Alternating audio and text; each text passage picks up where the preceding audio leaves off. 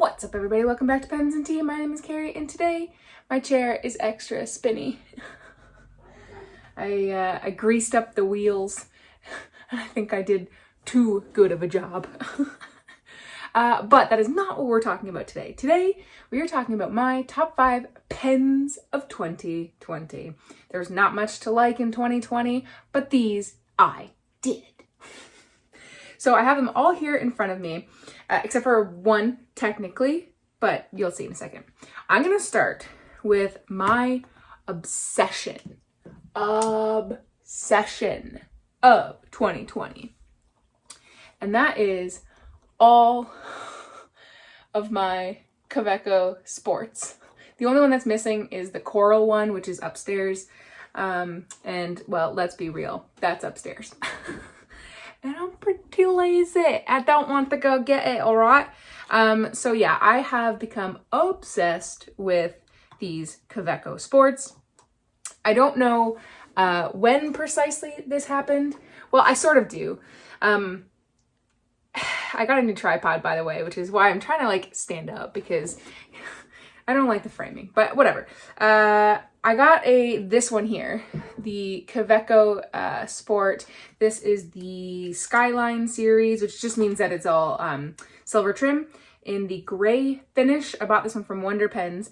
I bought this at the same time as I bought the Lamy Safari because I had sold all of my like cheaper fountain pens that like I wouldn't feel as bad if I lost, broke, stole, whatever. So I picked this one up again, and I'd had several prior. I had the all black one, I had the mint one, and I had a aluminum, like a raw aluminum one or something like that. And I sold all of them because yeah, I fell out of love with them. And then I wanted to get cheaper pens again. And so I picked this one up. I fell in love with it, obviously, because now I have 9 of them, including the one upstairs. So, I like them a lot. So yeah, I now have 9 of them.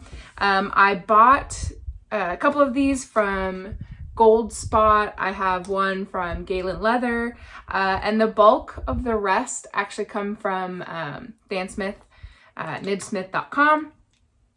Reason I did that was because the Quevedo Sport, well, the Quevedo nibs in general, not just sport, it could be anything, they are hit or miss with quality as far as, what are you doing?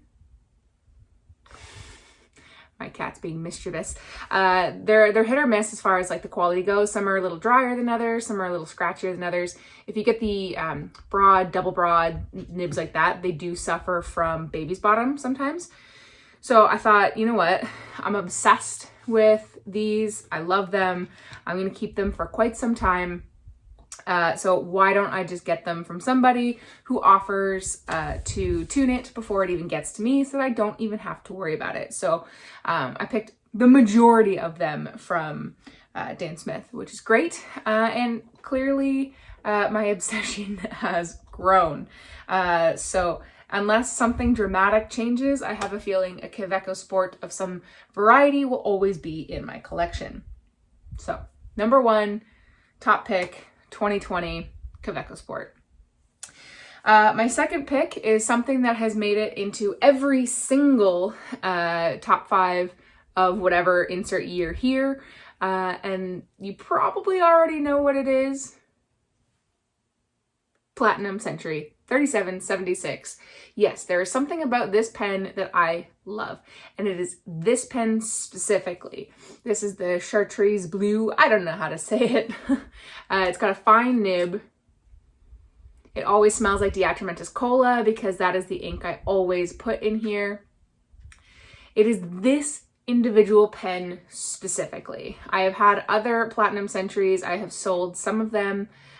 This one was the very first gold nib pen I ever purchased. I think that's why I like it so much. It has a special place in my heart. I like a lot of things about this. This is on the toothier side, so you do get that toothy experience, whereas like the rest of mine are very, very smooth, you know, really wet writers. This is a pretty wet writer, but definitely on the toothier side. There's just something sentimental about this pen that I think since like, I don't even know what year, but the last several years, this has always made it into my top 5. It's not always in my currently inked rotation, but it's always in my top 5 pens that I really enjoy.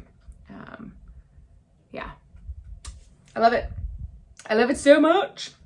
Another one that I've been kind of obsessed with in 2020, and it is the pen that got featured in Pen World magazine when Stephen Brown interviewed me for it. That is the Pilot Custom 823. This is a medium nib. I borrowed a buddy of mine who had a fine nib in it, and I fell in love with the pen, so I purchased one for myself. And my main ink that I put in this is also my favorite ink, which is Mont Blanc James Purdy & Sons Single Malt, which, fun fact, is the only ink I have ever purchased a second bottle of, because I'm about halfway through the first one and I would be gutted if I didn't have another one. It's the only ink I've ever actually been that obsessed with. There's a lot that I love, so, you know, you'll see a top 5 ink collection as well, but that one is the only one I'm obsessed with. What I like about this one is it's a medium nib. It's very smooth. It's decently wet. It's a vacuum fill, so it holds a ton of ink. And I usually go through an entire barrel worth of James Purdy & Sons twice before I'll clean it out and, you know, put a different pen in the rotation. I really, really like it a lot. It is mostly plastic, but it does have a decent amount of metal in there, so it gives it some weight, which is really nice. I love the amber look to it. I very much love the warm browns, warm tones of fountain pens, which is funny that there's actually 3 pens that are in my top 5 that all have gold finishings, because typically I don't like gold finishing, which is hilarious that the top, you know, there's 3 in my top 5 that have it. But there's just something about these ones in particular, because the next one that also has gold finish is this Sailor Pro Gear. I think it's called the Mocha Brown. I'm not 100% certain if that's the one, but it is. It was a Wancher exclusive with Sailor. I did not buy it from Wancher because they don't sell it in North America, but there was somebody from Australia who was selling it online, and so I purchased it from them. It did not offer me the greatest writing experience, so this person must have maybe had a heavier hand or something happened, because Sailor is pretty well known for being well tuned. They're usually pretty smooth, pretty wet right out of the box, regardless of the tier in which you buy it. So it doesn't matter if it's a wet or a cheaper pen, expensive pen, doesn't really matter. Woo, I almost fell back. It's usually like they're pretty good. This one was scratchy and dry, like pretty scratchy. So I actually sent this to a buddy of mine in Toronto. His name is Salman, and he fixed this one up for me. Shocker, I know. It's currently inked with Mont Blanc James Purdy & Sons Single Malt. I just love it, and I love the smell. I love the smell. I think that's why I like the ink, but I'll get into that later in a different video. But I like the Sailor Pro Gear. I'm a big fan of the flat tops. For those of you who have been following me for a while, you know that a pen I really like is the Aurora Optima, which is not in my top 5 this year. It got ousted. But I still really like it. I mean, if there's an honorable mention, it would be this one. And it has that same similar like flat top on both sides, which I really like. It's on the lighter end, but it's still a big enough pen where it fits comfortably in my hand. I don't like the Sailor Pro Gear Slims. I don't like any of the slim models.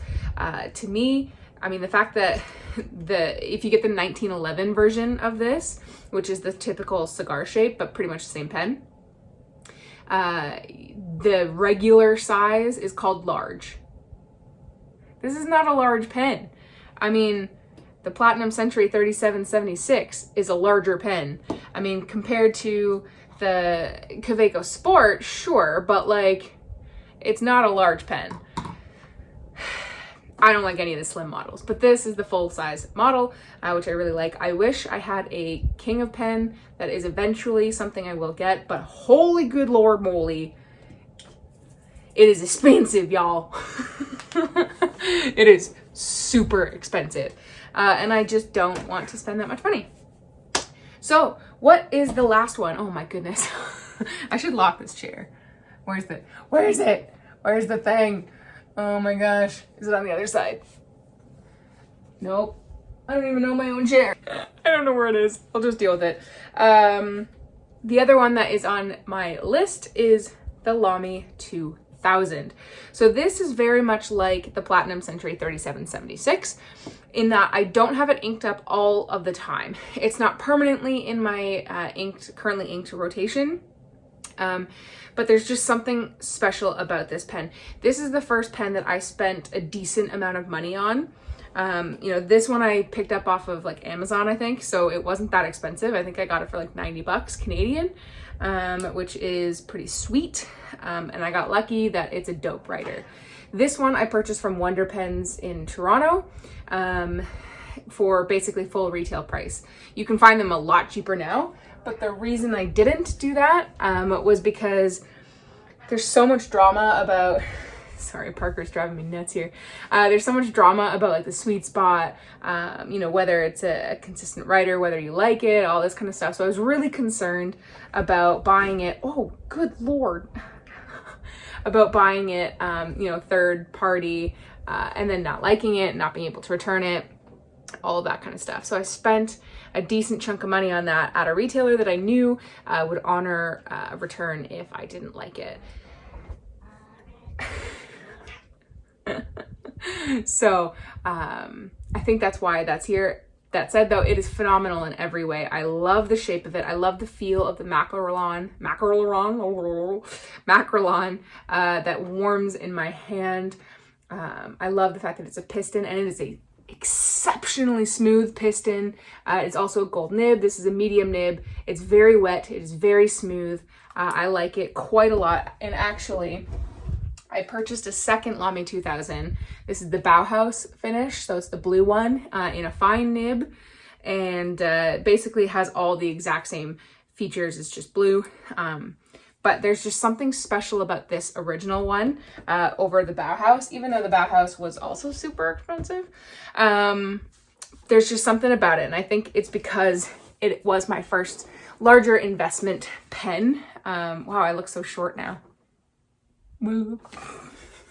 I've had coffee today, a lot of coffee.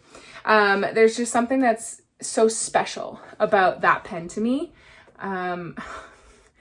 That it's pretty much always in, you know, it'll always be in my collection. I don't think I will ever sell that pen. If I was forced to sell a Lamy 2000, I'd probably sell the Bauhaus because this one just has that special connection to me. And I think that's what sort of mixes with all of these pens, with the exception of the Sailor. These all have a story to them. And I think that's what makes it so special. Now if you hear my cat playing, I'm sorry. You know, like first gold nib, first, you know, investment, you know, first pen that got lent to me from a buddy that I loved. You know, all of these Quevecos, they have a history in the sense of like, I liked them, I didn't like them, I got into it. Now I'm starting to realize that like cheaper pens, you know, with steel nibs and all this kind of stuff, if they're tuned correctly, to be honest, they're better than half of the expensive pens that I have. So all of these have some sort of meaning, which I think is why they're so special to me. And that's what's so cool about like this hobby, is that you watching this could hate all 5 of these pens. You could have used them, you thought these are absolute trash, garbage, dumpster fire, get rid of them, and yet they're my favorite. So I think that's what's so cool about fountain pens in general. And it's something I don't think applies to any other pen that people really care about so much. So those are my top 5. What do you think about them? Have you tried them? Do you like them? Do you hate them? What are your top 5? I'm really, really curious. Are your top 5 in your top 5 just because they're good writers? Or are you like me where they have some sort of story behind them, some sort of sentimental value that adds to the overall value of the pen itself? So let me know in the comment section down below. I liked it. Yes, clearly I'm filming this in November, but it's not. It's actually December. I'm just lazy and I haven't flipped the calendar because I like the photo. But yeah, hit that like button if you liked it. Hit the subscribe if you really liked it but haven't done so already. New videos come out every Monday and Friday and the occasional Q&A on Tuesday. Guys, thank you for watching. I really appreciate it. I'll see you next time. Bye.